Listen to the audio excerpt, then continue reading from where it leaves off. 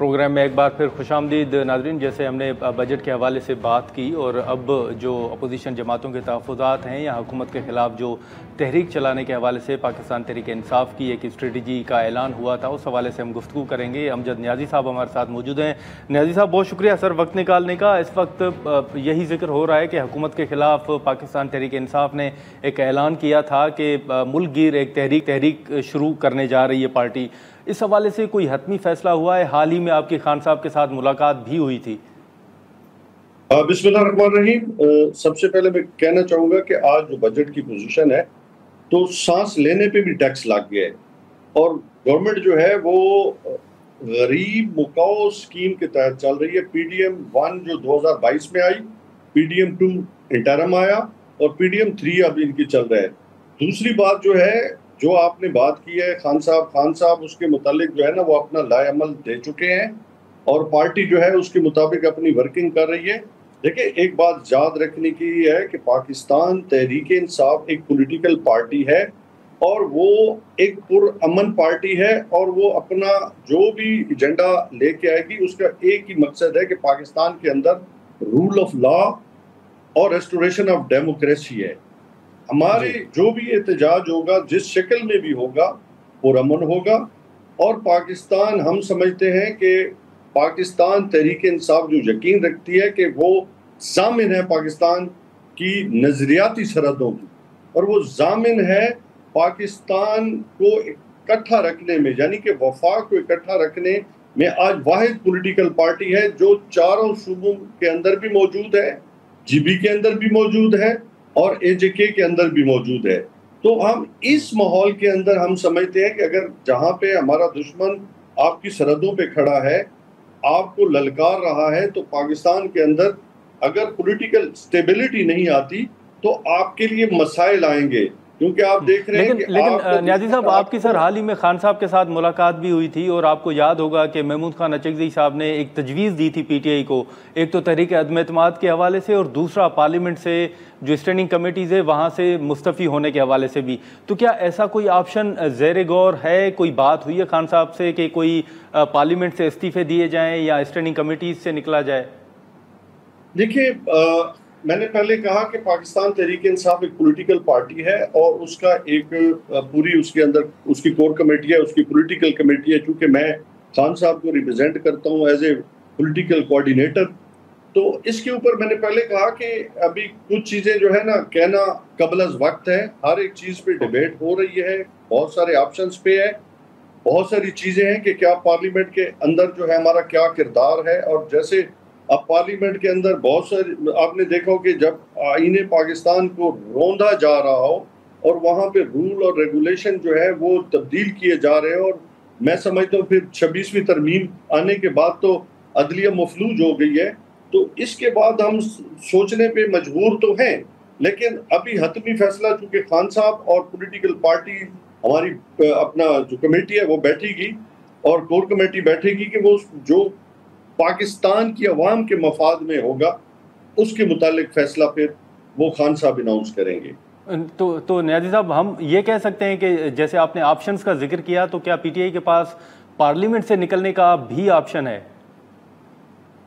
میں نے پہلے کہا کہ ہر ایک آپشن جو ہے وہ زیر غور اس وقت آئے گا جب تمام راستے اور ہیں کہ جب تمام آپ کے جو سیاسی راستے بند کیے جائے، قانون قاعدے کے مطابق ہم کوشش کر رہے ہیں کہ راستہ نکلے۔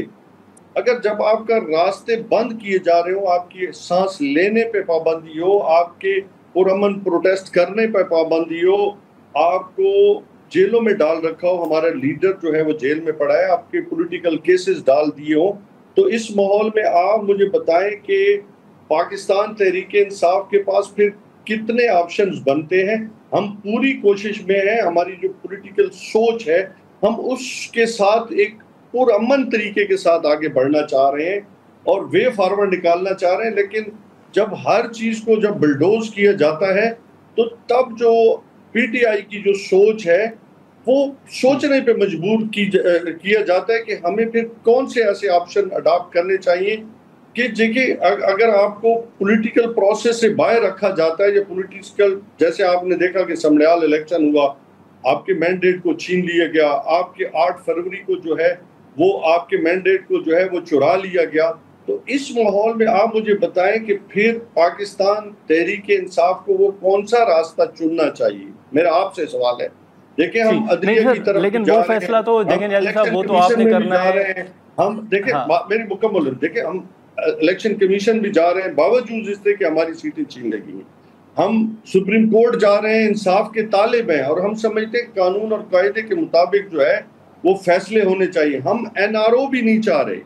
ہم سمجھتے ہیں عدلیہ کو اپنا کردار ادا کرنا چاہیے میرٹ کی بنیاد پہ. ہم نہ ڈھیل نہیں، چاہ لیکن رہے ہیں سر نہ ڈھیل لیکن چاہ امجد رہے ہیں. صاحب آپ پر ایک تنقید تو ضرور ہو رہی نا کہ آپ سیاسی جماعتوں سے بات کرنے کے بجائے آپ چاہ رہے ہیں کہ اسٹیبلشمنٹ سے بات ہو. یہ آپ کے اپوزیشن جو سیاسی مخالفین ہیں وہ آپ پہ تنقید کر رہے ہیں. دیکھیے میں پہلے کہتا ہوں کہ ہم نے کبھی یہ نہیں کہا کہ ہم کسی سے بات نہیں کرنا چاہتے. ہم ہر وہ بائی اختیار لوگ جو اختیار رکھتے ہیں، کہ آپ کو یاد ہوگا کہ پولیٹیکل کمیٹی بنائی گئی اور پولیٹیکل کمیٹی کے اندر یہ بات آئی کہ خان صاحب کے ساتھ ملاقات کرا دی جائے پولیٹیکل کمیٹی کی. تو وہاں پہ بالکل. کیا ہوا، وہ ملاقات نہیں کرا سکے. تو ہم سمجھتے ہیں کہ اس سینیریو کے اندر جو اختیار رکھتا ہے، جو صاحب اختیار ہیں، وہ ہمارے ساتھ بیٹھ جائے، وہ جو بھی ہیں ہمارے ساتھ بیٹھے. اور ہم دوسری بات کوئی NRO پہ ہم بات نہیں کرنا چاہ رہے. ہم سمجھتے ہیں کہ اس وقت پاکستان کے اندر restoration of democracy, restoration of جو ہے وہ آئین پاکستان ہے، تحفظ آئین پاکستان ہے، رول آف لا ہے، انڈیپینڈنٹ جوڈیشری ہے، اور پاکستان کی جو ہے وہ سروائیول ہے کہ ہمارے دشمن ہمارے دروازے پہ ہے اور ہم نے اپنے اندر یونٹی لانی ہے. کیونکہ RSS کا جو مودی کا ایجنڈا ہے اس کو صرف پاکستان تحریک انصاف نے ایکسپوز کیا ہے. تو اس ماحول میں جہاں ہمارے خلاف سازشیں ہو رہی ہیں بلوچستان میں KPK فاٹا اور پاٹا کے اندر ہمارا ماحول ہے، پھر آپ دیکھیں انٹیریئر سندھ کے اندر کیا ہو رہا ہے. تو لا اینڈ آرڈر کی جو سچویشن ہے، پھر آپ ایک آلریڈی آپ پہ انڈیا اٹیک کر چکا ہے، آپ ریٹیلیٹ کر چکے ہیں. تو اس ماحول میں آپ خود سوچیں کہ آپ کو کون سا ماحول چاہیے.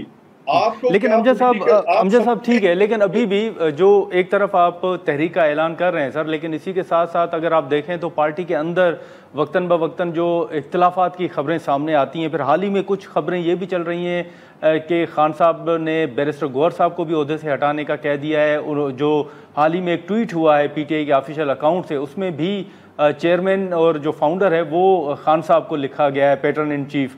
تو ایسی کوئی بات ہے کہ کچھ مزید تبدیلیاں پارٹی کے اندر آ رہی ہیں یا گوہر صاحب کو ہٹا دیا گیا ہے؟